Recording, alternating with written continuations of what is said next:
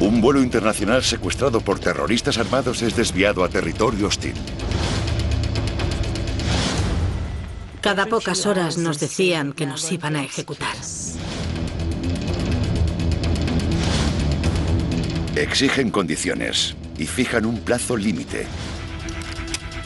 Un equipo de élite de las fuerzas especiales conocido como la Unidad entra en acción. Matar a alguien es relativamente sencillo. Rescatar a alguien es mucho más complicado. Mientras el tiempo se agota, diseñan un audaz plan desde miles de kilómetros de distancia. Y quedará para siempre como una de las operaciones de fuerzas especiales más arriesgadas en toda la historia moderna.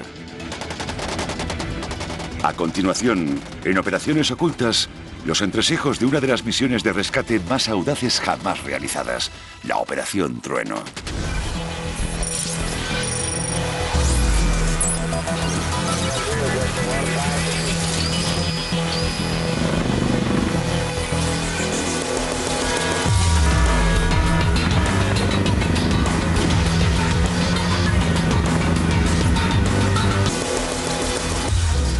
Operaciones ocultas. Operación Trueno.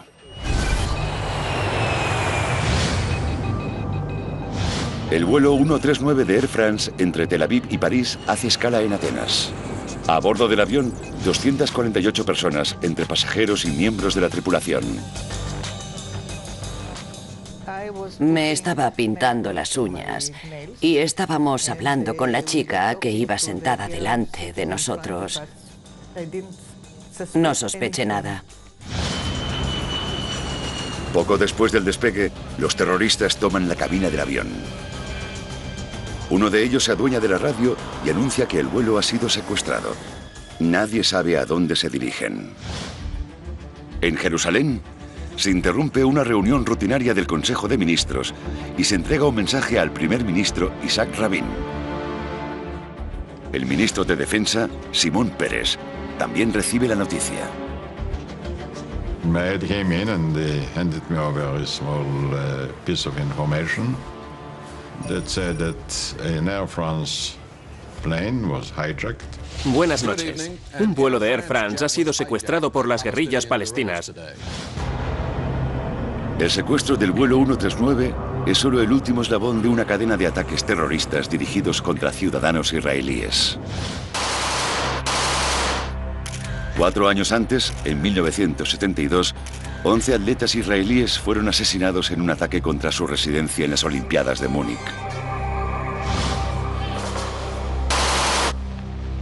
Ese mismo año, los terroristas asesinaron a tiros a 26 personas que esperaban su equipaje en el aeropuerto de Tel Aviv. Y en 1974, los terroristas atacaron un instituto al norte de Israel, asesinando a 22 personas, en su mayoría jóvenes estudiantes. Inmediatamente después del secuestro, las fuerzas especiales de Israel se ponen en alerta máxima. Las autoridades esperan que el avión aterrice en Tel Aviv. Pero los secuestradores tienen un plan diferente. Uno de ellos es un piloto entrenado que ordena al capitán que desvíe el vuelo a Libia. Sabía exactamente cómo pilotar un avión. Tenía los mapas que necesitaba y seguía a nuestro piloto para asegurarse de que nos llevaba donde él quería. Ya en tierra, en Libia, una pasajera desesperada finge sufrir un aborto en un intento por escapar. Los terroristas la liberan e inmediatamente se reúne con los agentes de inteligencia israelíes. Gracias a ella, descubren que hay 4 terroristas, 2 alemanes y 2 palestinos. Están armados con pistolas y granadas. The plane continued to fly, and we didn't know to which destination. Se dirige a África. A primera hora del 28 de junio, el vuelo 139 de Air France aterriza en el aeropuerto de Entebbe, en Uganda, a más de 3.500 kilómetros de distancia de Tel Aviv. En un primer momento, los pasajeros creen que la crisis ha llegado a su fin. Nos dijeron que nos iban a liberar en Uganda. Pero tan pronto como bajan del avión, sus esperanzas se desvanecen. Había 2 filas de soldados ugandeses armados y nosotros estábamos en el medio. Nos llevaron a la terminal de Entebbe. Fue como un segundo shock muy grande. Estábamos seguros de que nos iban a liberar. Pero entonces vimos a un montón de soldados ugandeses esperándonos y a 6 terroristas más esperándonos. En lugar de liberarles, les trasladan a una nueva terminal en el aeropuerto de Entebbe. Nos dijeron que íbamos a quedarnos allí. Y más tarde nos trajeron colchones y mantas.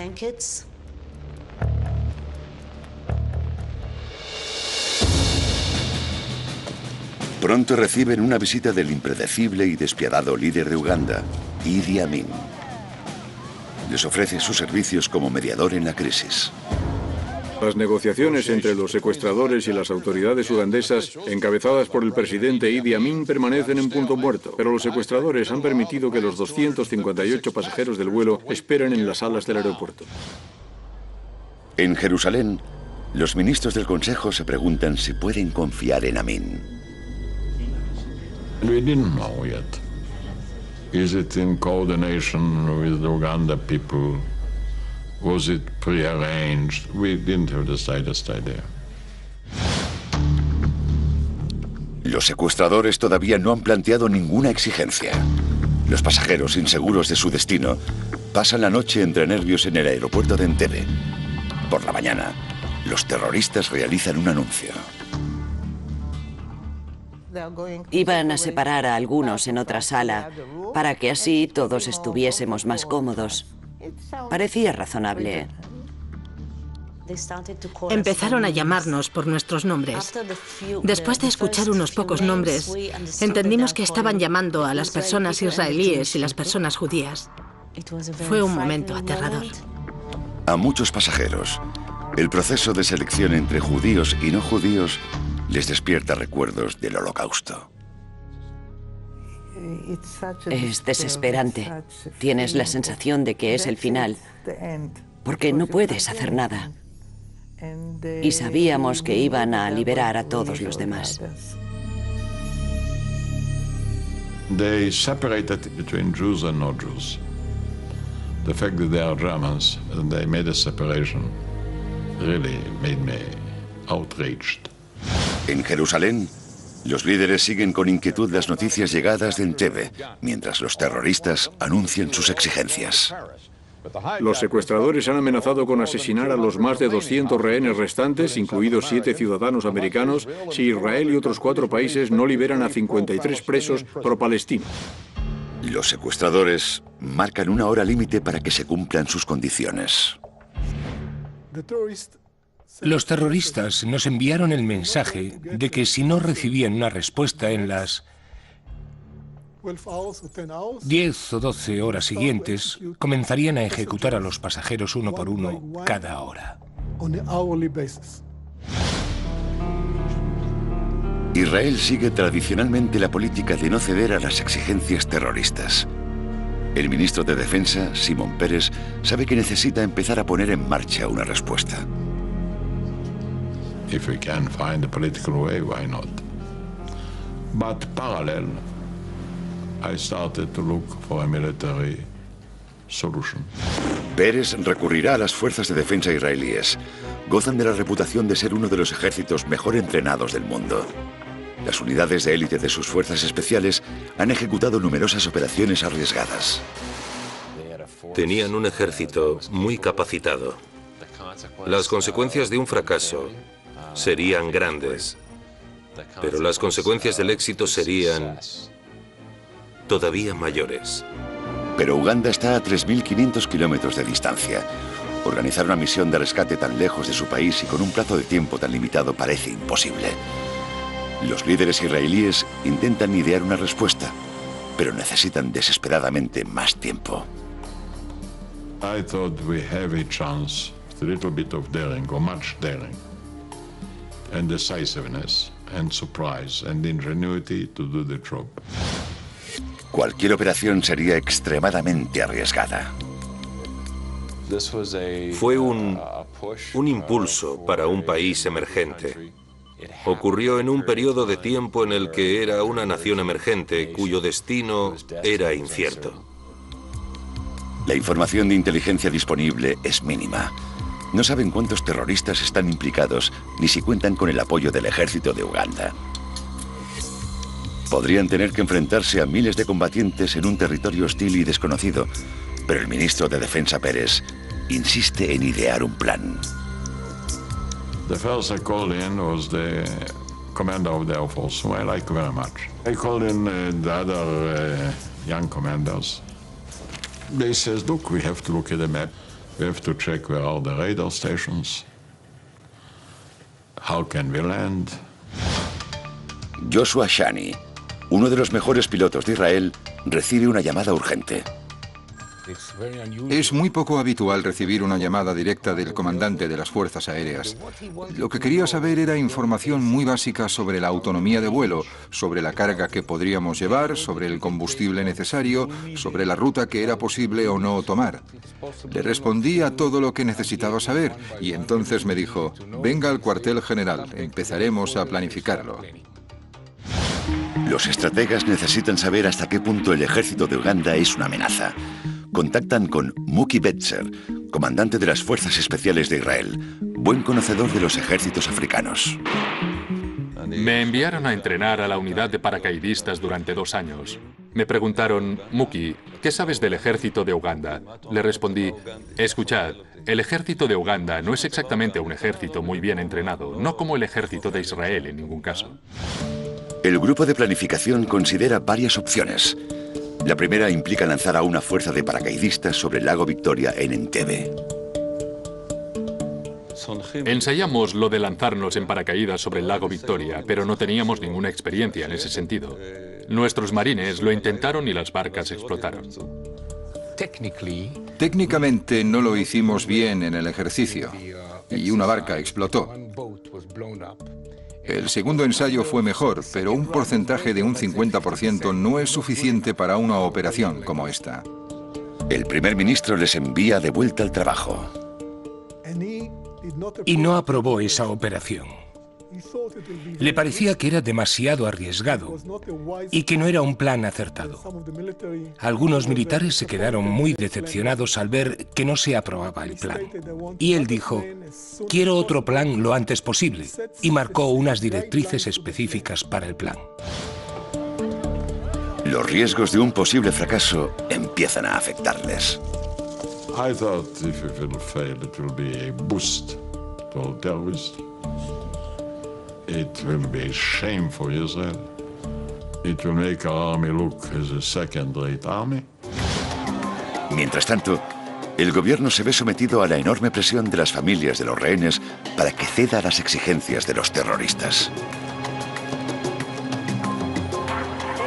El primer ministro se ha visto con un grupo de representantes y ha revelado que el gobierno ha decidido negociar con los secuestradores para asegurar la liberación de todos los rehenes y está dispuesto a liberar a cambio a algunos terroristas de las cárceles de Israel.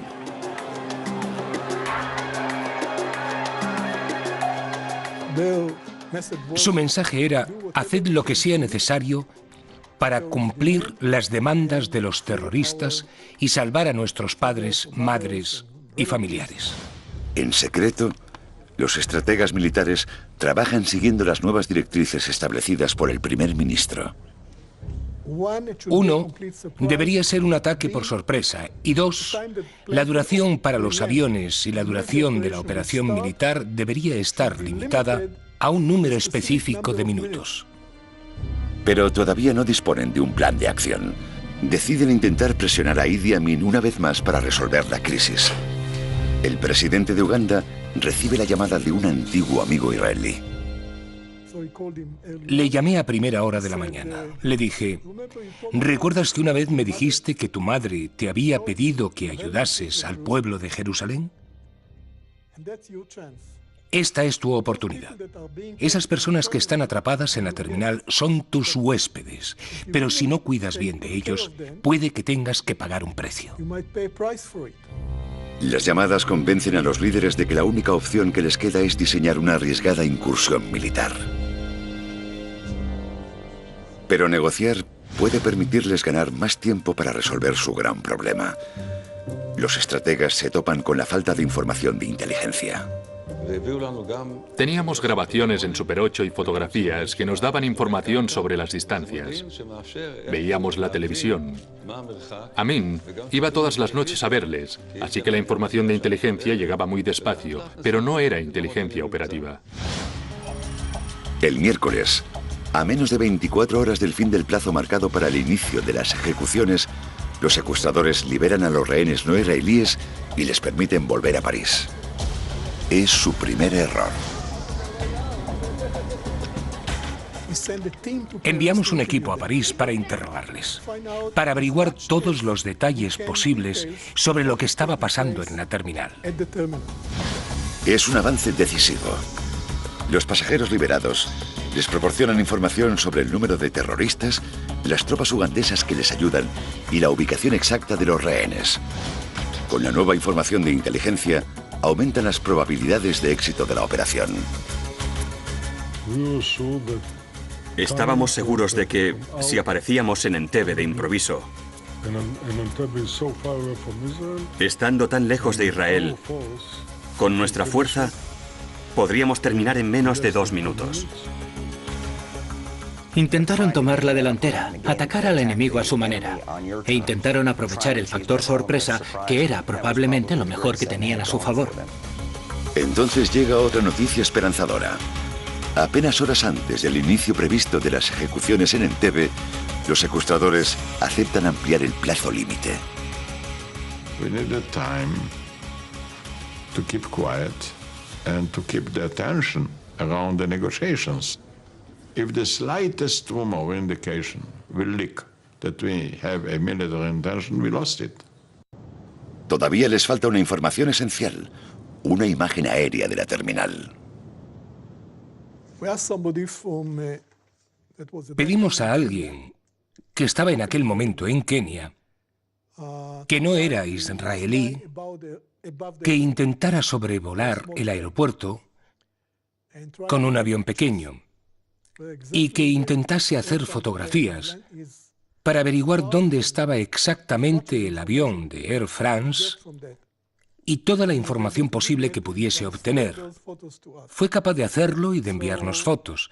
Así que, de ese modo, conseguimos hacernos una idea de dónde estaban retenidos los rehenes, cuál era la logística del aeropuerto, dónde podía aterrizar el avión y dónde estaba exactamente la pista comercial del avión. También había una sección militar del aeropuerto. El equipo antiterrorista de alto secreto israelí, conocido simplemente como la Unidad, permanece en alerta máxima desde el inicio de la crisis. Es hora de movilizar a sus agentes. Es una unidad muy especial. Es lo mejorcito del ejército. Se ha desarrollado durante años para realizar operaciones de inteligencia, antiterrorismo y demás. Lo llamamos el largo brazo del ejército de Israel. La Unidad ha forjado su mística llevando a cabo las misiones más temerarias, operando entre las líneas enemigas y rescatando a rehenes. Goza de una reputación significativa porque ha participado en muchas operaciones especiales. Al igual que en otras unidades de operaciones ocultas del mundo, los agentes de la Unidad deben superar un proceso extremadamente riguroso de selección. Los pocos que lo consiguen son invitados a formar parte del equipo. El primer y más importante atributo o característica es la determinación. Los agentes necesitan una combinación de capacidades: habilidad física, inteligencia, buenas capacidades técnicas y también sociales, porque es un trabajo en equipo. Solo algunas de las operaciones de la Unidad han salido a la luz pública. Entre ellas, el rescate de los rehenes del vuelo de la aerolínea Sabena secuestrado por terroristas en 1972. Cuando el avión llegó a Tel Aviv, los agentes se hicieron pasar por técnicos que iban a arreglar el avión. A continuación, asaltaron el aparato y liberaron a todos los pasajeros.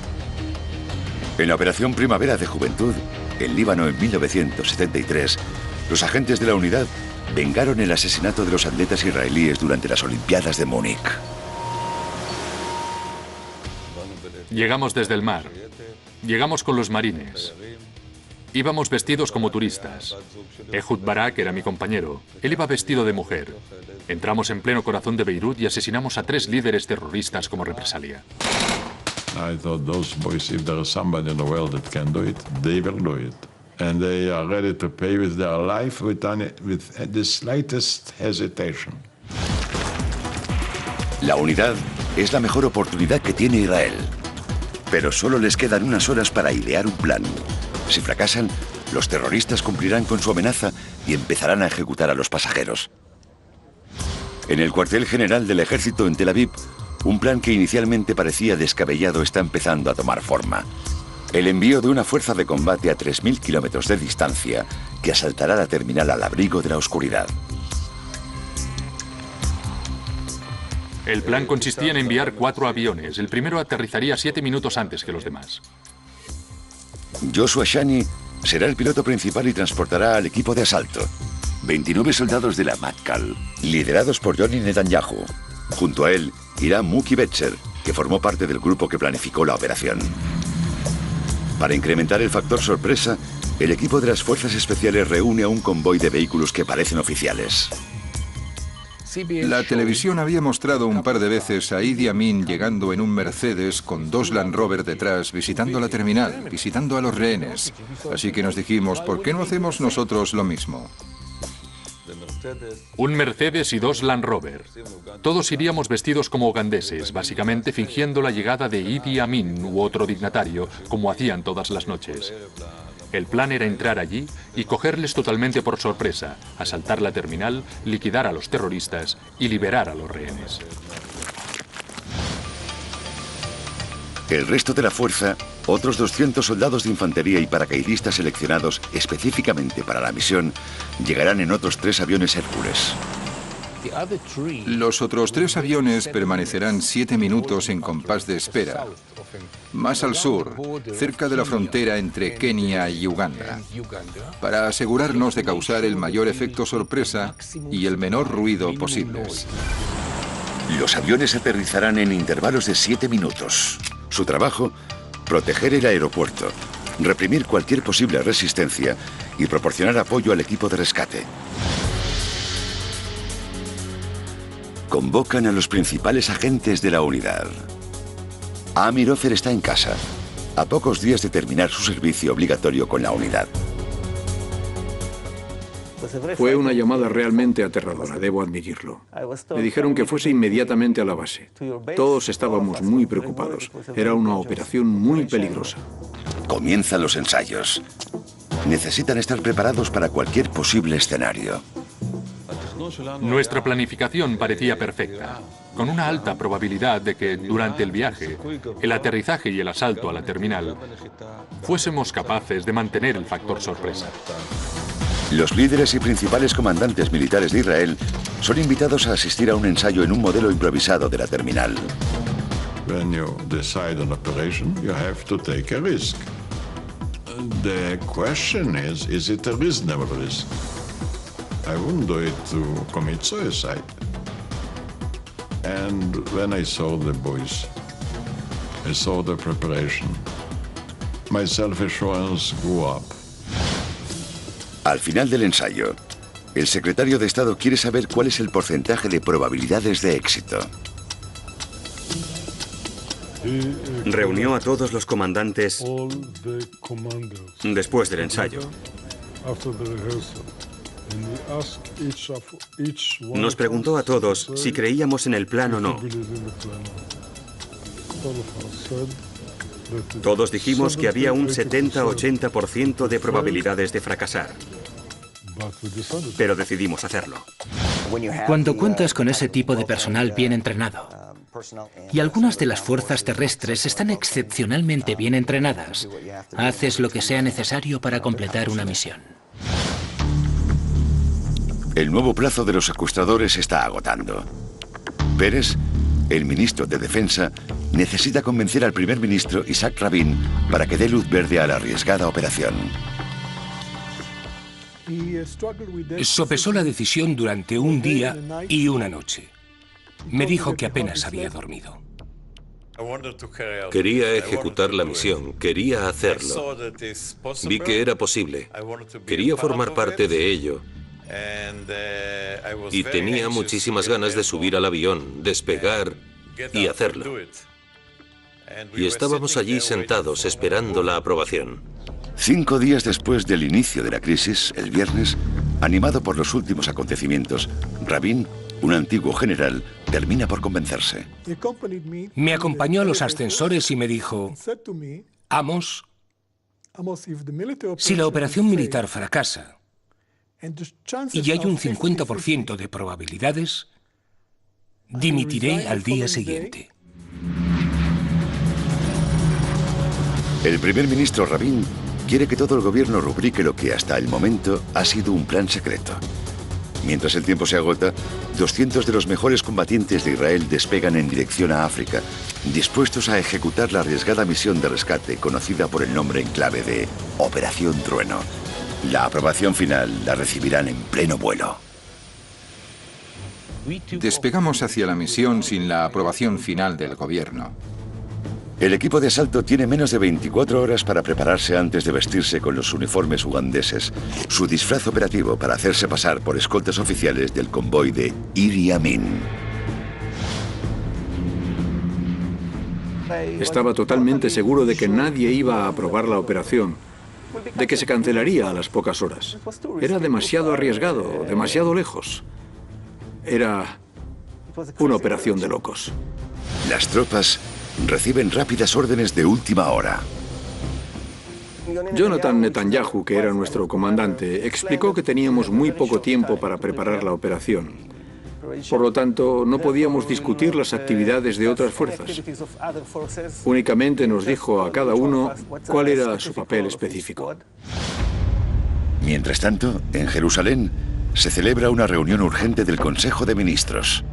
A no ser que todos los ministros aprueben el plan, las tropas tendrán que dar media vuelta. Los aviones Hércules llevan casi 2 horas de vuelo cuando reciben el mensaje. La Operación Trueno sigue adelante.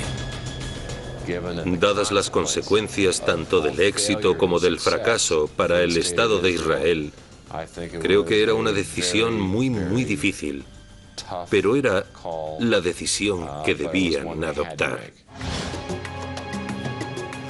En Entebbe, la situación para los rehenes parece desesperada.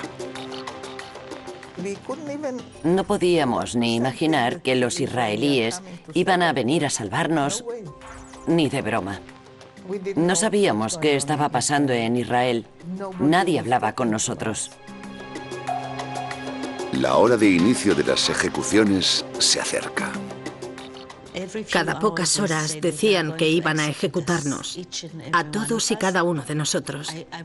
Recuerdo que pensé que me gustaría ser de las primeras, porque no podía imaginarme ver cómo asesinaban a los demás. Era desesperante. No teníamos ninguna esperanza. Los 4 aviones Hércules se dirigen al norte y luego viran hacia el sur, volando sobre el Mar Rojo y después sobre África. En la cabina, el piloto Joshua Shani siente la carga de la responsabilidad. Era miedo al fracaso, un miedo real y grande. A mis 29 años todo recaía sobre mis hombros. Si metía la pata, sería un desastre nacional. Es un viaje de 3.500 kilómetros que implica cruzar espacio aéreo hostil. En caso de ser detectados, podrían ser derribados. Manteníamos el silencio por radio, porque no queríamos que nadie de los países enemigos pudiese escucharnos. Para evitar ser detectados, vuelan apenas unas decenas de metros por encima del nivel del mar, lo que hace que el viaje sea todavía más duro. Aún así, algunos de los soldados aprovechan el tiempo para prepararse. Cargué mi AK-47 y abrí el seguro. Un amigo que estaba sentado a mi lado me gritó: «Se supone que no puedes abrir el seguro y cargar el arma dentro del avión». Le dije: «Cállate, esto es el mundo real». Otros, como Matan Vilnai, el subcomandante de la operación, y Johnny Netanyahu, el comandante de la unidad, consiguen conciliar el sueño durante unos minutos. Los dos ocupamos la camilla con todo el equipo y las armas e intentamos dormir. Es un vuelo largo. Nos parecía muy difícil de entender cómo un tipo que iba a una misión y que tenía un 50% de probabilidades de ser asesinado podía dormir como un bebé. Pero él lo hacía, dormía como un bebé. En cuanto cruzan la frontera entre Kenia y Uganda, los pilotos rompen la formación y se separan. Shani, que transporta a la fuerza de ataque, continúa directamente hacia Entebbe, mientras los otros alcanzarán el aeropuerto desde otra dirección. El objetivo es escalar las llegadas para maximizar el posible efecto sorpresa. Es muy peligroso volar sobre un lugar controlado por fuerzas enemigas con un aparato que básicamente no tiene armas. No tenían cómo cubrirse, no contaban con armas de combate para proteger la llegada ni el aterrizaje. Cuando tuvimos que escoger la hora del aterrizaje, sabíamos que debía ser en algún momento en mitad de la noche. Cuando el avión se acerca al aeropuerto de Entebbe, la torre de control, que espera la llegada de otro vuelo, solicita al avión que se identifique. La respuesta de Shani podría sellar el destino de la misión. En un inglés chapucero empezaron a hacer preguntas, y nuestro capitán les dio la respuesta correcta. Shani consigue hacerse pasar por otro vuelo sin despertar sospechas, y su avión aterriza a las 11:01 de la noche, hora de Uganda, exactamente según lo previsto. El resto de la fuerza, 200 soldados, deberán llegar durante los 15 minutos siguientes. Cuando estaba aproximadamente a unos 200 o 300 metros de altura sobre el lago, vi las luces de la pista con mucha claridad. Y de repente me sentí aliviado. El otro vuelo venía detrás, volábamos en formación, iba sobre el horario previsto y tenía la pista delante de mí. Era pan comido. Pero entonces, cuando estaba a unos 100 metros, aproximadamente 100 metros de altura, de repente, las luces se apagaron. Era la oscuridad absoluta. Mi primer oficial se desabrochó el cinturón, se puso de pie y miró por las ventanas, buscando alguna pista que nos ayudase a aterrizar. Hasta que eso pase, los agentes de la MATCAL están solos. La información de inteligencia que teníamos era que había entre 200 y 1000 soldados en esa base aérea concreta. Y se suponía que debíamos estar solos entre 7 y 10 minutos. Si pensamos que éramos 29 contra, digamos, 1000 hombres y entre 8 y 15 terroristas, era una locura de operación. Todo va según lo previsto. Rodé por la pista hasta llegar casi a la antigua terminal, donde estaban retenidos los rehenes. Mientras el avión sigue rodando, la fuerza de asalto se sube a los vehículos supuestamente oficiales, haciéndose pasar por la caravana de Amin. Los momentos siguientes son esenciales. Deben llegar hasta la terminal sin ser detectados. Salimos con el Mercedes. El aire estaba fresco, acababa de llover. Íbamos conduciendo despacio, adaptando la velocidad a nuestro entorno.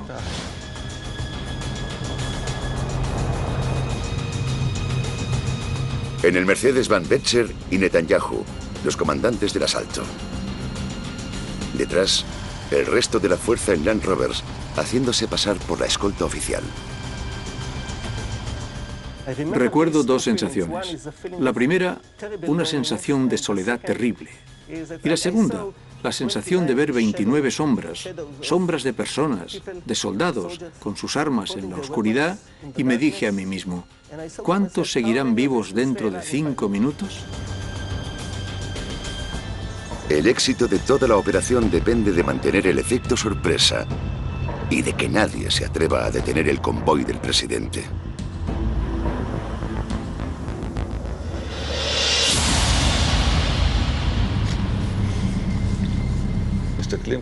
Miramos hacia adelante y vimos a dos soldados ugandeses allí parados, un poco aburridos.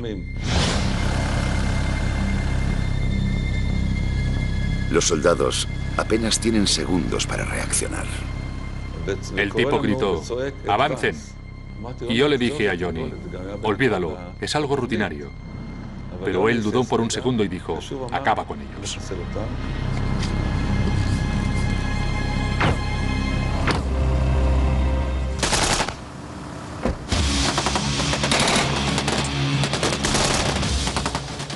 Fueron los primeros disparos no silenciosos. Y en ese momento era obvio que el factor sorpresa había desaparecido. Pensé, ahora es cuando empieza la matanza. Han sido desenmascarados. Están en franca minoría y todavía están a 200 metros de su objetivo. Los secuestradores podrían empezar a ejecutar a los rehenes de inmediato. Hay cientos de vidas en peligro. Saltamos y empezamos a correr. Y mientras corríamos, un soldado ugandés abrió fuego delante de nosotros y yo realicé un disparo contra él. Le alcancé en el pecho y cayó. Disparábamos a todos los soldados ugandeses que veíamos. Se produjo un tiroteo enorme. Los soldados ugandeses están confundidos. Los ugandeses en general siempre han visto a Israel y a los israelíes como un pueblo especial en la tierra. Y cualquier confrontación con ellos es como si se estuviesen enfrentando a los hijos especiales de Dios. Desde ese punto de vista, nuestros soldados decían, los hijos de Dios han venido. Para los ugandeses, todo lo relacionado con Dios está más allá del control humano. Dentro de la terminal, los rehenes están aterrorizados. No saben quién está disparando ni por qué. Pensé que los terroristas iban a disparar, que los soldados ugandeses iban a disparar y que estaríamos muertos en pocos minutos.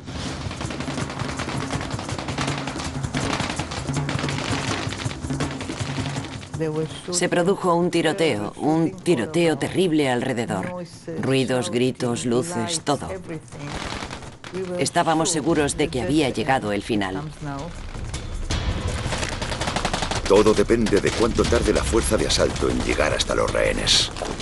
Era esencial entrar lo más rápido posible. Amir Ofer es el primero en entrar en la terminal. No podía ver a mi comandante. Estaba seguro de que ya había entrado y desaparecido en la oscuridad. Y tenía que correr lo más rápido posible para poder alcanzarle y cubrirle las espaldas. Está solo, sin nadie que le cubra. Alguien estaba disparando en la terminal, unos 5 metros hacia adentro. Tenía una K-47 y estaba disparándome a mí directamente. Podía ver sus manos así, porque estaba disparando una ráfaga enorme de fuego. Su entrenamiento en las fuerzas especiales entra en acción.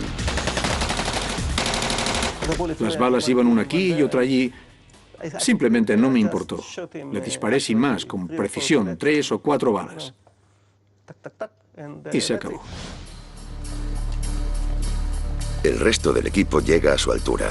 Mientras avanzan por la terminal, ven a 2 hombres vestidos como civiles. No se dan cuenta de que son los terroristas hasta que un soldado percibe una chispa. Gritó, tienen una granada. Le dispararon y... El equipo de asalto vuelve a estar junto. Siguen peinando la terminal. Había otros 2 terroristas. Levantaron el rifle para dispararme por la espalda.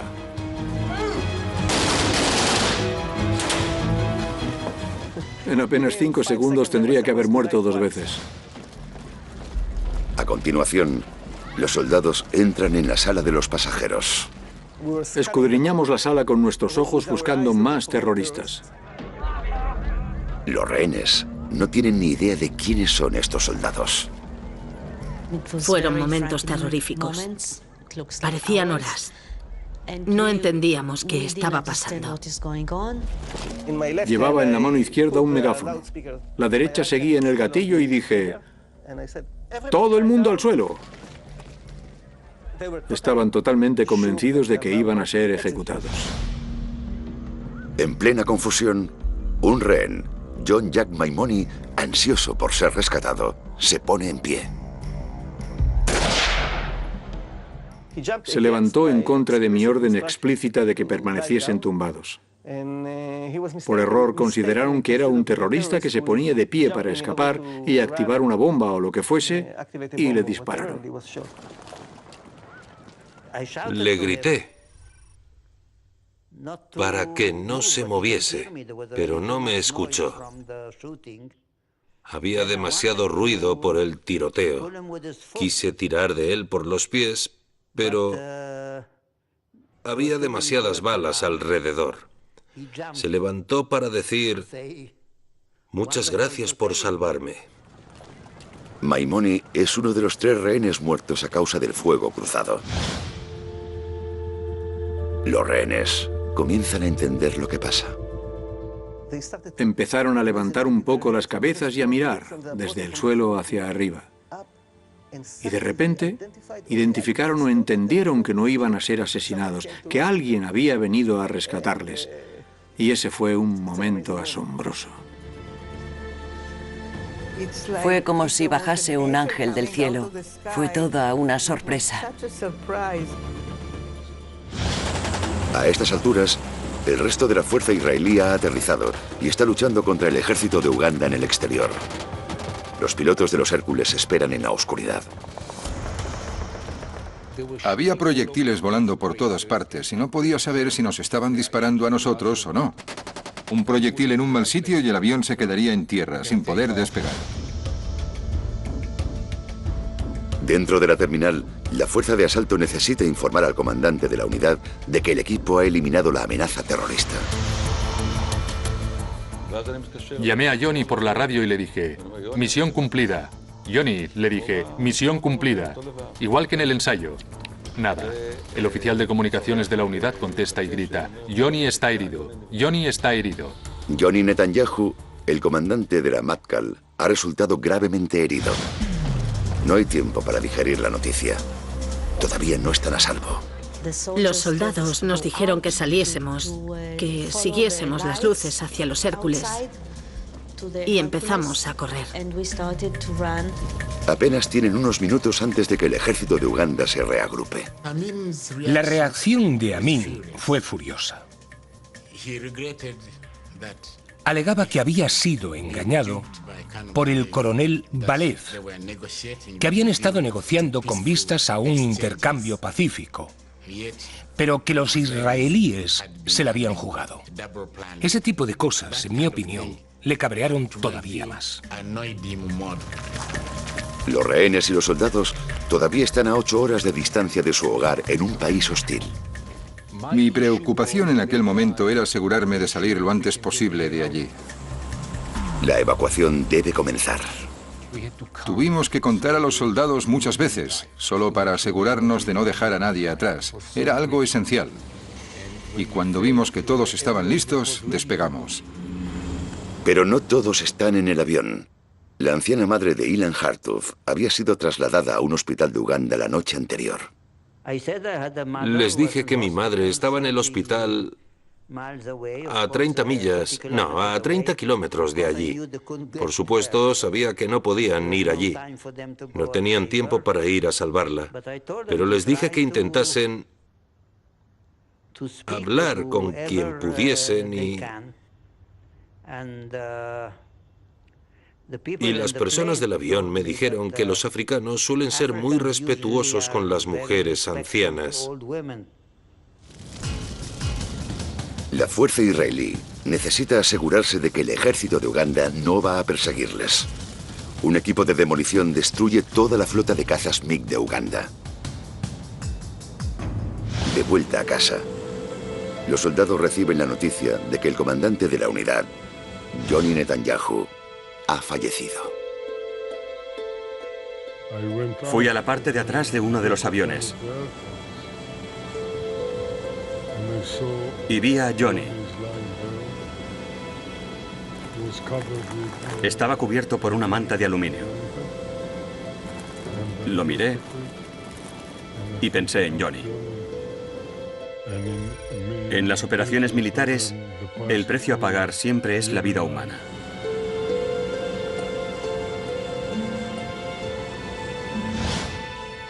A 3.500 kilómetros de allí, el gobierno de Jerusalén espera noticias. I was at my office. It was, I think, 12 o'clock at night. That was the first time that the silence was broken. And we got a code which says that one of our commanders fall. Somehow, my heart told me it's Yoni, whom I loved very much. Mientras los aviones Hércules siguen en el aire, la noticia de la operación se ha hecho pública. Encendimos la radio de largo alcance y la puse por el altavoz para que las fuerzas especiales la escuchasen.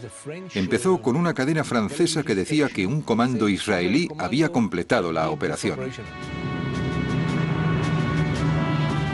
Tras otras 7 horas de viaje, una semana después del secuestro, los 4 aviones que transportan a los soldados, los rehenes y los cadáveres llegan finalmente a Israel.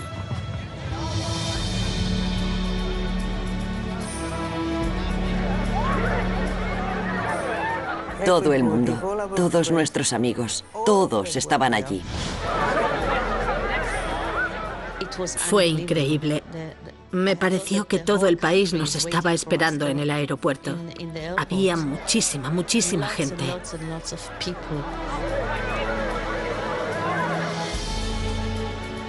Los pilotos al fin pueden relajarse. Cuando tienes este tipo de responsabilidad, cumples con ella. Tienes la adrenalina por las nubes y lo haces sin saber cómo. Me derrumbé por completo cuando llegué a casa.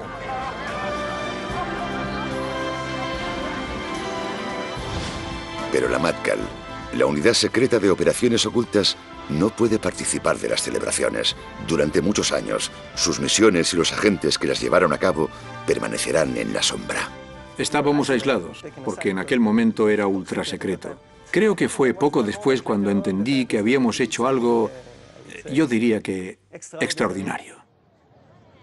Amin se tomó la venganza con Dora Bloch, la anciana que había sido trasladada al hospital. Después de que la operación terminase, como una especie de represalia, Idi Amin dio la orden a los doctores del hospital, de que la matasen. Y eso fue lo que pasó. Pasaron 3 años hasta que nos enteramos de que habían aparecido los restos de su cuerpo. Fue trasladada a Israel para ser enterrada en Israel. They know this is a sacred mission. They felt that only they can do it, only they have to do it, only they have to take the risk.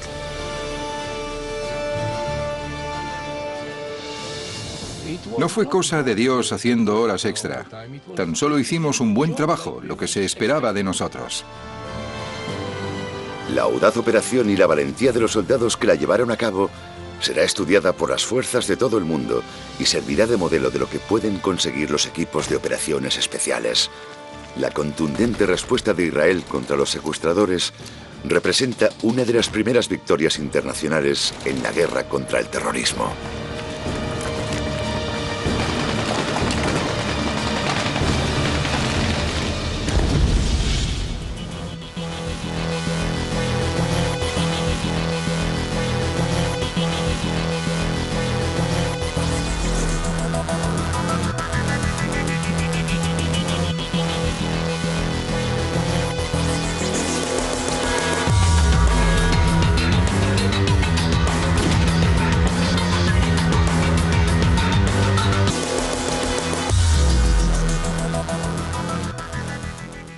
Su trabajo, proteger el aeropuerto, reprimir cualquier posible resistencia y proporcionar apoyo al equipo de rescate.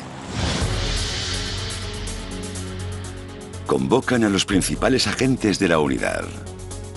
Amir Ofer está en casa, a pocos días de terminar su servicio obligatorio con la unidad. Fue una llamada realmente aterradora, debo admitirlo. Me dijeron que fuese inmediatamente a la base. Todos estábamos muy preocupados. Era una operación muy peligrosa. Comienzan los ensayos. Necesitan estar preparados para cualquier posible escenario. Nuestra planificación parecía perfecta, con una alta probabilidad de que durante el viaje, el aterrizaje y el asalto a la terminal, fuésemos capaces de mantener el factor sorpresa. Los líderes y principales comandantes militares de Israel son invitados a asistir a un ensayo en un modelo improvisado de la terminal.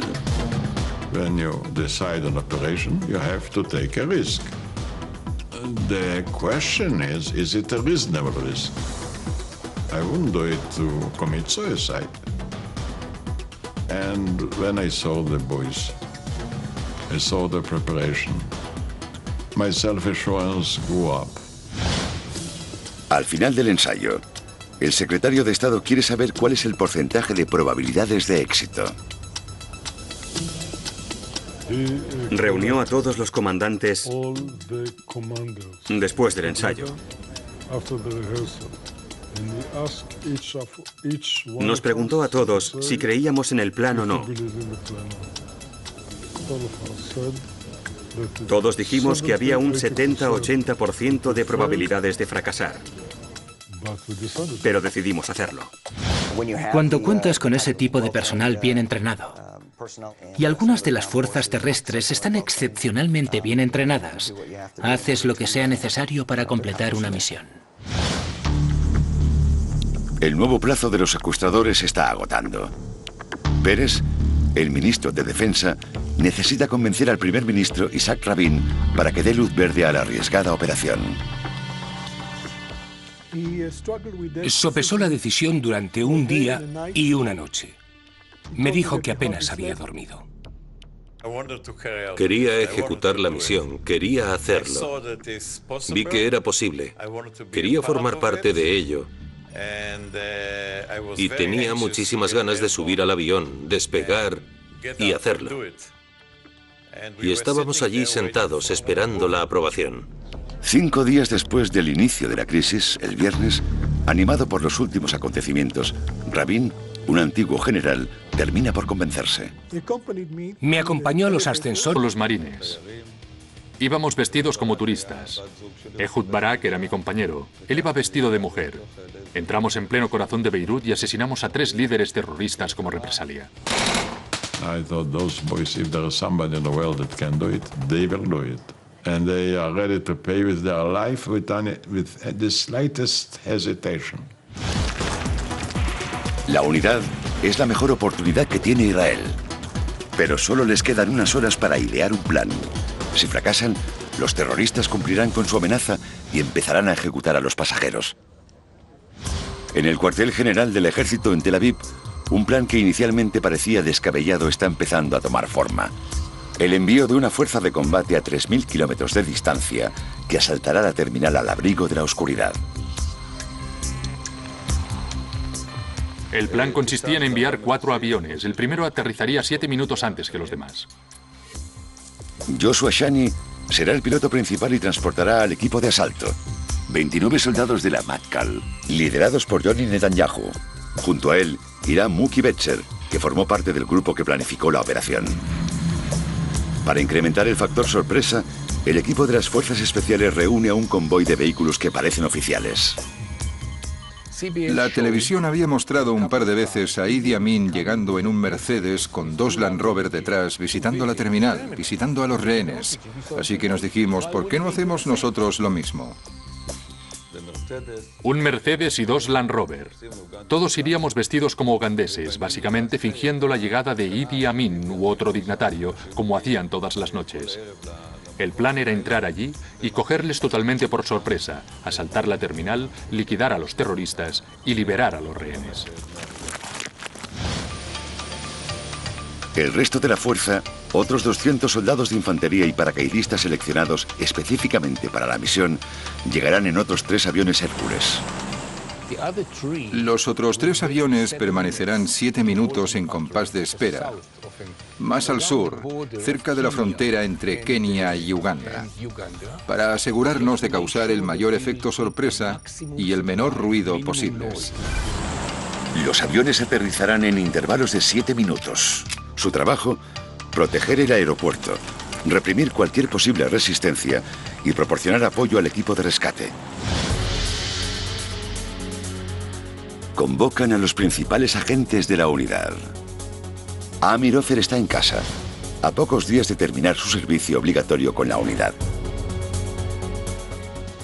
Fue una llamada realmente aterradora, debo admitirlo. Me dijeron que fuese inmediatamente a la base. Todos estábamos muy preocupados. Era una operación muy peligrosa. Comisible. Los líderes israelíes intentan idear una respuesta, pero necesitan desesperadamente más tiempo. I thought we have a chance with a little bit of daring, or much daring, and decisiveness, and surprise, and ingenuity to do the job. Cualquier operación sería extremadamente arriesgada. Fue un impulso para un país emergente. Ocurrió en un periodo de tiempo en el que era una nación emergente cuyo destino era incierto. La información de inteligencia disponible es mínima. No saben cuántos terroristas están implicados, ni si cuentan con el apoyo del ejército de Uganda. Podrían tener que enfrentarse a miles de combatientes en un territorio hostil y desconocido, pero el ministro de Defensa Pérez insiste en idear un plan. The first I called in was the commander of the Air Force, who I like very much. I called in the other young commanders. They says, look, we have to look at the map. We have to check where are the radar stations. How can we land? Joshua Shani, uno de los mejores pilotos de Israel, recibe una llamada urgente. Es muy poco habitual recibir una llamada directa del comandante de las Fuerzas Aéreas. Lo que quería saber era información muy básica sobre la autonomía de vuelo, sobre la carga que podríamos llevar, sobre el combustible necesario, sobre la ruta que era posible o no tomar. Le respondí a todo lo que necesitaba saber y entonces me dijo, venga al cuartel general, empezaremos a planificarlo. Los estrategas necesitan saber hasta qué punto el ejército de Uganda es una amenaza. Contactan con Muki Betzer, comandante de las Fuerzas Especiales de Israel, buen conocedor de los ejércitos africanos. Me enviaron a entrenar a la unidad de paracaidistas durante 2 años. Me preguntaron, Muki, ¿qué sabes del ejército de Uganda? Le respondí, escuchad, el ejército de Uganda no es exactamente un ejército muy bien entrenado, no como el ejército de Israel en ningún caso. El grupo de planificación considera varias opciones. La primera implica lanzar a una fuerza de paracaidistas sobre el lago Victoria en Entebbe. Ensayamos lo de lanzarnos en paracaídas sobre el lago Victoria, pero no teníamos ninguna experiencia en ese sentido. Nuestros marines lo intentaron y las barcas explotaron. Técnicamente no lo hicimos bien en el ejercicio y una barca explotó. El segundo ensayo fue mejor, pero un porcentaje de un 50% no es suficiente para una operación como esta. El primer ministro les envía de vuelta al trabajo. Y no aprobó esa operación. De Matkal ha resultado gravemente herido. No hay tiempo para digerir la noticia. Todavía no están a salvo. Los soldados nos dijeron que saliésemos, que siguiésemos las luces hacia los Hércules. Y empezamos a correr. Apenas tienen unos minutos antes de que el ejército de Uganda se reagrupe. La reacción de Amin fue furiosa. Alegaba que había sido engañado por el coronel Balev, que habían estado negociando con vistas a un intercambio pacífico, pero que los israelíes se la habían jugado. Ese tipo de cosas, en mi opinión, le cabrearon todavía más. Los rehenes y los soldados todavía están a 8 horas de distancia de su hogar en un país hostil. Mi preocupación en aquel momento era asegurarme de salir lo antes posible de allí. La evacuación debe comenzar. Tuvimos que contar a los soldados muchas veces, solo para asegurarnos de no dejar a nadie atrás. Era algo esencial. Y cuando vimos que todos estaban listos, despegamos. Pero no todos están en el avión. La anciana madre de Ilan Hartuf había sido trasladada a un hospital de Uganda la noche anterior. Les dije que mi madre estaba en el hospital a 30 millas, no, a 30 kilómetros de allí. Por supuesto, sabía que no podían ir allí. No tenían tiempo para ir a salvarla. Pero les dije que intentasen hablar con quien pudiesen y las personas del avión me dijeron que los africanos suelen ser muy respetuosos con las mujeres ancianas. La fuerza israelí necesita asegurarse de que el ejército de Uganda no va a perseguirles. Un equipo de demolición destruye toda la flota de cazas MiG de Uganda. De vuelta a casa, los soldados reciben la noticia de que el comandante de la unidad, Johnny Netanyahu, ha fallecido. Fui a la parte de atrás de uno de los aviones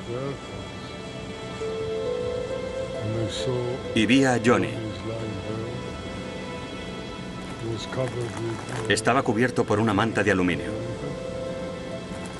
Lo miré y pensé en Johnny. En las operaciones militares, el precio a pagar siempre es la vida humana.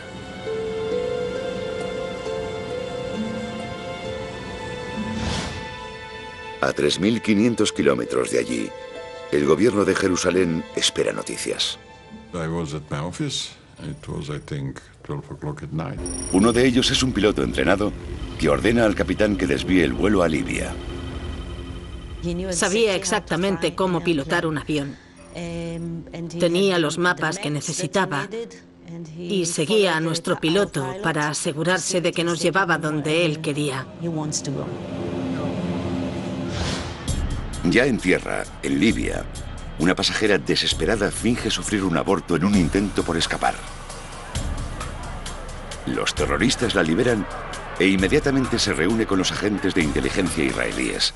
Gracias a ella, descubren que hay 4 terroristas, 2 alemanes y 2 palestinos.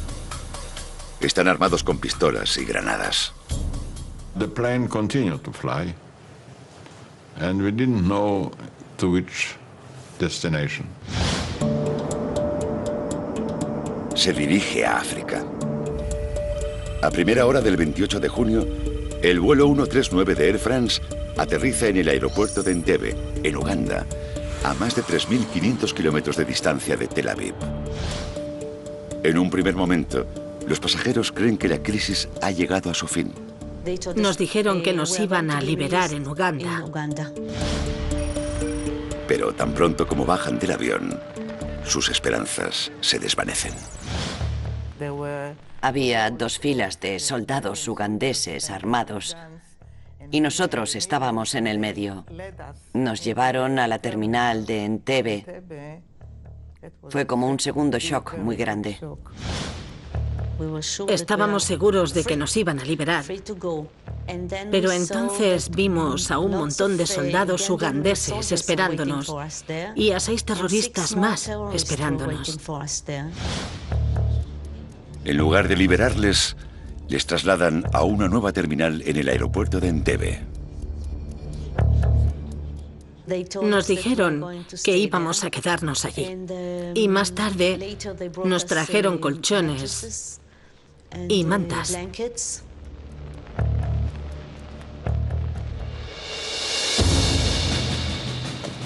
Pronto reciben una visita del impredecible y despiadado líder de Uganda, Idi Amin. Les ofrece sus servicios como mediador en la crisis. Las negociaciones entre los secuestradores y las autoridades ugandesas, encabezadas por el presidente Idi Amin, permanecen en punto muerto, pero los secuestradores han permitido que los 258 pasajeros del vuelo esperen en las salas del aeropuerto. En Jerusalén, los ministros del Consejo se preguntan si pueden confiar en Amin. We didn't know yet. Is it in coordination with the Uganda people? Was it prearranged?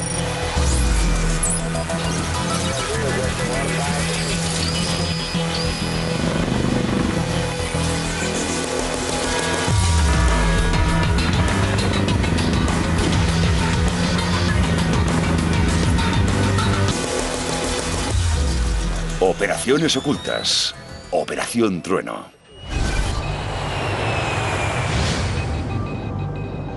El vuelo 139 de Air France entre Tel Aviv y París hace escala en Atenas. A bordo del avión, 248 personas, entre pasajeros y miembros de la tripulación. Me estaba pintando las uñas y estábamos hablando con la chica que iba sentada delante de nosotros. No sospeché nada. Poco después del despegue, los terroristas toman la cabina del avión. Uno de ellos se adueña de la radio y anuncia que el vuelo ha sido secuestrado. Nadie sabe a dónde se dirigen. En Jerusalén, se interrumpe una reunión rutinaria del Consejo de Ministros y se entrega un mensaje al primer ministro Isaac Rabin. El ministro de Defensa, Simón Peres, también recibe la noticia. My head came in and they handed me a very small piece of information that said that an Air France plane was hijacked. Buenas noches. Un vuelo de Air France ha sido secuestrado por las guerrillas palestinas. El secuestro del vuelo 139 es solo el último eslabón de una cadena de ataques terroristas dirigidos contra ciudadanos israelíes. 4 años antes, en 1972, 11 atletas israelíes fueron asesinados en un ataque contra su residencia en las Olimpiadas de Múnich. Ese mismo año, los terroristas asesinaron a tiros a 26 personas que esperaban su equipaje en el aeropuerto de Tel Aviv. Y en 1974, los terroristas atacaron un instituto al norte de Israel, asesinando a 22 personas, en su mayoría jóvenes estudiantes. Inmediatamente después del secuestro, las fuerzas especiales de Israel se ponen en alerta máxima. Las autoridades esperan que el avión aterrice en Tel Aviv. Pero los secuestradores tienen un plan diferente. Uno de ellos es un piloto entrenado que ordena al capitán que desvíe el vuelo a Libia. Sabía exactamente cómo pilotar un avión. Tenía los mapas que necesitaba y seguía a nuestro piloto para asegurarse de que nos llevaba donde él quería. Y de repente me sentí aliviado. El otro vuelo venía detrás. Volábamos en formación. Iba sobre el horario previsto y tenía la pista delante de mí. Era pan comido. Pero entonces, cuando estaba a unos 100 metros, aproximadamente 100 metros de altura, de repente, las luces se apagaron. Era la oscuridad absoluta. Mi primer oficial se desabrochó el cinturón, se puso de pie y miró por las ventanas, buscando alguna pista que nos ayudase a aterrizar. Hasta que eso pase, los agentes de la Matkal están solos. La información de inteligencia que teníamos era que había entre 200 y 1000 soldados en esa base aérea concreta. Y se suponía que debíamos estar solos entre 7 y 10 minutos. Si pensamos que éramos 29 contra, digamos, 1000 hombres y entre 8 y 15 terroristas, era una locura de operación. Todo va según lo previsto. Rodé por la pista hasta llegar casi a la antigua terminal, donde estaban retenidos los rehenes. Mientras el avión sigue rodando, la fuerza de asalto se sube a los vehículos supuestamente oficiales, haciéndose pasar por la caravana de Amin. Los momentos siguientes son esenciales. Deben llegar hasta la terminal sin ser detectados. Salimos con el Mercedes. El aire estaba fresco, acababa de llover. Íbamos conduciendo despacio, adaptando la velocidad a nuestro entorno.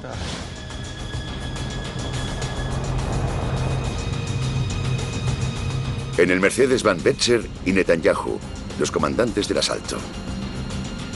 Detrás, el resto de la fuerza en Land Rovers, haciéndose pasar por la escolta oficial. Recuerdo dos sensaciones. La primera, una sensación de soledad terrible.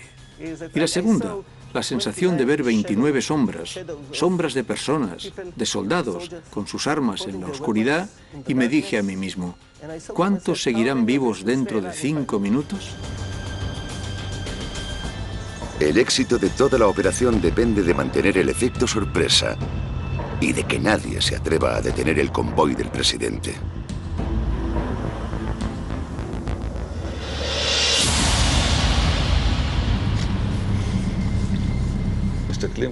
Miramos hacia adelante y vimos a 2 soldados ugandeses allí parados, un poco aburridos. Los soldados apenas tienen segundos para reaccionar. El tipo gritó, ¡avancen! Y yo le dije a Johnny, olvídate. A 3.500 kilómetros de allí, el gobierno de Jerusalén espera noticias. I was at my office. It was, I think, 12 o'clock at night. That was the first time that the silence was broken. And we got a code which says that one of our commanders fall. Somehow, my heart told me it's Johnny, whom I loved very much.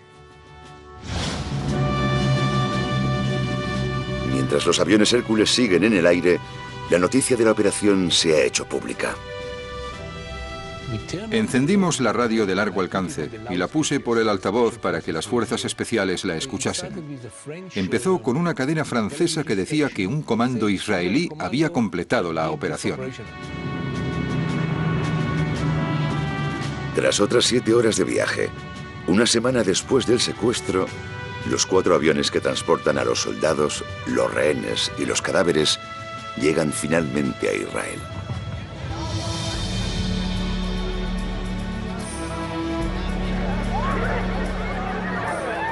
Todo el mundo, todos nuestros amigos, todos estaban allí. Fue increíble. Me pareció que todo el país nos estaba esperando en el aeropuerto.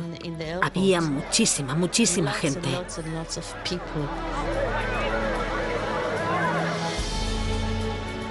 Los pilotos al fin pueden relajarse. Cuando tienes este tipo de responsabilidad, cumples con ella. Tienes la adrenalina por las nubes y lo haces sin saber cómo. Me derrumbé por completo cuando llegué a casa.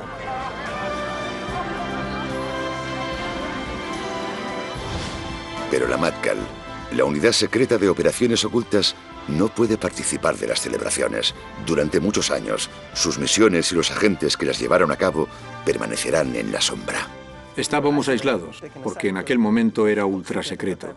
Creo que fue poco después cuando entendí que habíamos hecho algo, yo diría que extraordinario. Amin se tomó la venganza con Dora Bloch, la anciana que había sido trasladada al hospital. Después de que la operación terminase, como una especie de represalia, Idi Amin dio la orden a los doctores del hospital, de que la matasen. Y eso fue lo que pasó. Pasaron 3 años hasta que nos enteramos de que habían aparecido los restos de su cuerpo. Fue trasladada a Israel para ser enterrada en Israel. They know this is a sacred mission. They felt that only they... Que había llegado el final. Todo depende de cuánto tarde la fuerza de asalto en llegar hasta los rehenes. Era esencial entrar lo más rápido posible. Amir Ofer es el primero en entrar en la terminal. No podía ver a mi comandante. Estaba seguro de que ya había entrado y desaparecido en la oscuridad. Y tenía que correr lo más rápido posible para poder alcanzarle y cubrirle las espaldas. Está solo, sin nadie que le cubra. Alguien estaba disparando en la terminal, unos 5 metros hacia adentro. Tenía una K-47 y estaba disparándome a mí directamente. Podía ver sus manos así, porque estaba disparando una ráfaga enorme de fuego. Su entrenamiento en las fuerzas especiales entra en acción. Las balas iban una aquí y otra allí. Simplemente no me importó. Le disparé sin más, con precisión, 3 o 4 balas. Y se acabó. El resto del equipo llega a su altura. Mientras avanzan por la terminal, ven a 2 hombres vestidos como civiles. No se dan cuenta de que son los terroristas hasta que un soldado percibe una chispa. Gritó, tienen una granada. Le dispararon y... El equipo de asalto vuelve a estar junto. Siguen peinando la terminal. Había otros 2 terroristas. Levantaron el rifle para dispararme por la espalda.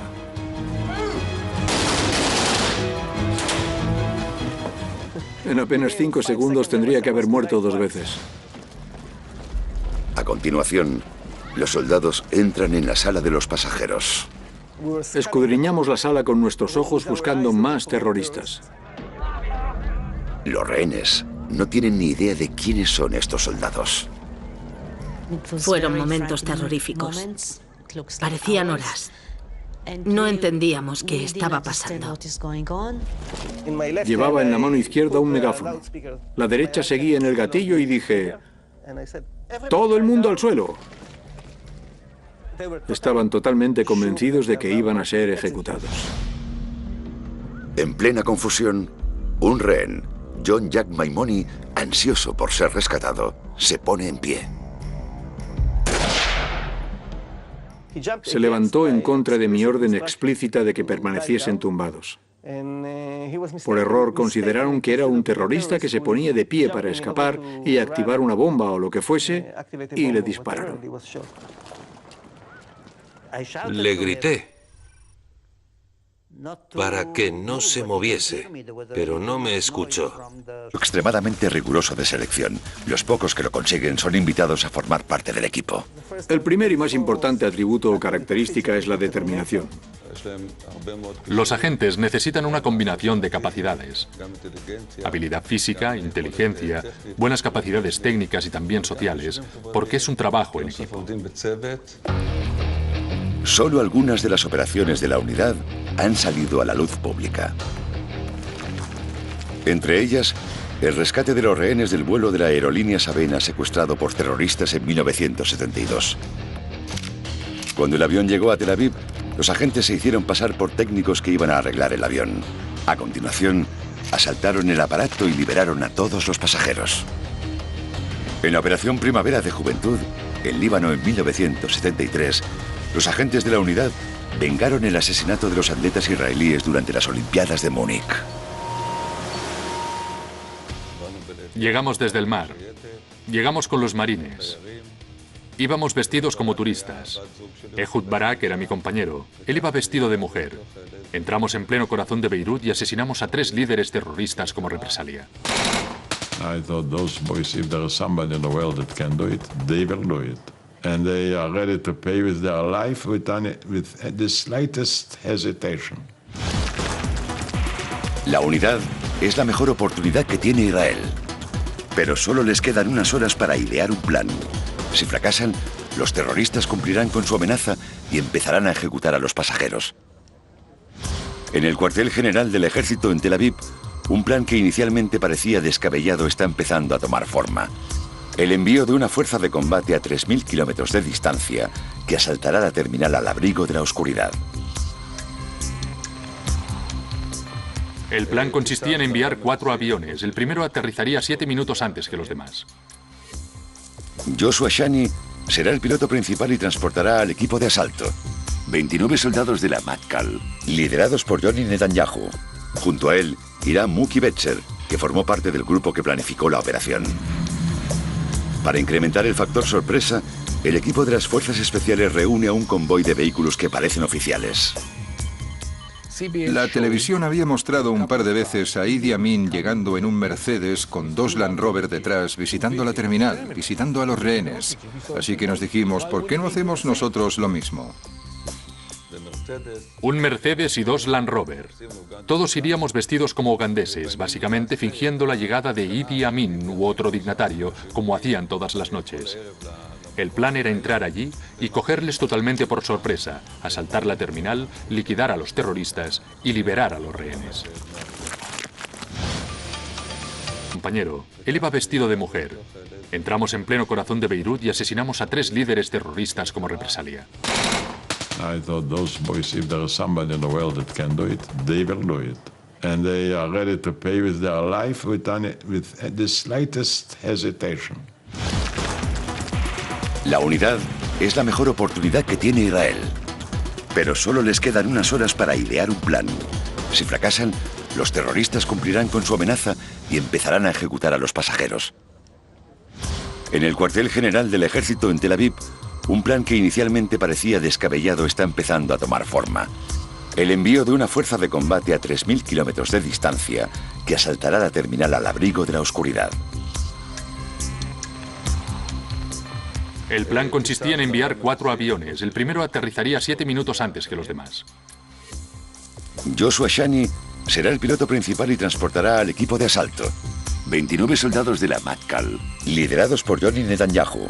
Junto a él irá Mookie Betzer, que formó parte del grupo que planificó la operación. Para incrementar el factor sorpresa, el equipo de las Fuerzas Especiales reúne a un convoy de vehículos que parecen oficiales. La televisión había mostrado un par de veces a Idi Amin llegando en un Mercedes con 2 Land Rover detrás, visitando la terminal, visitando a los rehenes. Así que nos dijimos, ¿por qué no hacemos nosotros lo mismo? Un Mercedes y 2 Land Rover. Todos iríamos vestidos como ugandeses, básicamente fingiendo la llegada de Idi Amin u otro dignatario, como hacían todas las noches. El plan era entrar allí y cogerles totalmente por sorpresa, asaltar la terminal, liquidar a los terroristas y liberar a los rehenes. El resto de la fuerza, otros 200 soldados de infantería y paracaidistas seleccionados específicamente para la misión, llegarán en otros 3 aviones Hércules. Los otros 3 aviones permanecerán 7 minutos en compás de espera, más al sur, cerca de la frontera entre Kenia y Uganda, para asegurarnos de causar el mayor efecto sorpresa y el menor ruido posibles. Los aviones aterrizarán en intervalos de 7 minutos. Su trabajo, proteger el aeropuerto, reprimir cualquier posible resistencia y proporcionar apoyo al equipo de rescate. Convocan a los principales agentes de la unidad. Amir Ofer está en casa, a pocos días de terminar su servicio obligatorio con la unidad. Fue una llamada realmente aterradora, debo admitirlo. Me dijeron que fuese inmediatamente a la base. Todos estábamos muy preocupados. Era una operación muy peligrosa. Comienzan los ensayos. Necesitan estar preparados para cualquier posible escenario.